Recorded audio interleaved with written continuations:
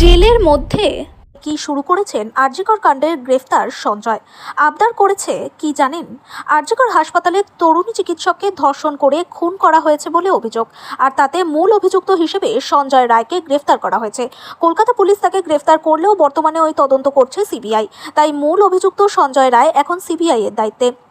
অবশ্য বর্তমানে জেল হেফাজতে রয়েছে সঞ্জয়, আর সেখানেই তার একের পর এক বায়নাক্কার কথা শুনতে পাওয়া যাচ্ছে, যা রীতিমতো চমকে ওঠার মতো। জেল সূত্রে খবর, জেলের খাবার নিয়ে রীতিমতো উষ্মা প্রকাশ করেছেন সঞ্জয়। এক কারারক্ষীকে সঞ্জয় প্রশ্ন করেন, আজ রাতে খাবার কি আছে? উত্তরে আসে রুটি সবজি। আর এই উত্তর শুনেই সঞ্জয় রীতিমতো ক্ষোভ ব্যক্ত করে বলে, জানা গিয়েছে তার দাবি রাতে তাকে এগ চাউমিন খেতে দেওয়া হোক। যদিও জেলের নিয়মে সব বন্দির জন্য যে খাবার তৈরি করা হয় প্রত্যেককে সেই খাবারই খেতে হয়, ফলে সঞ্জয়ের এই চাউমিনের আবেদন ধোপে টেকেনি।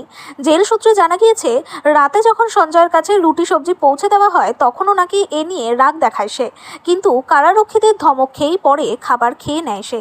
এর আগে সিবিআই হেফাজত থেকে যখন জেল হেফাজত হয় সঞ্জয়ের, তখন জেলে ঢুকেই কারারক্ষীদের হাত জোর করে আর্জি জানিয়েছিলেন অভিযুক্ত সঞ্জয়। তাকে শান্তিতে ঘুমোতে দেওয়ার আবেদন করে সে, এমনকি নানা সময় বিড়বিড় করছে সে।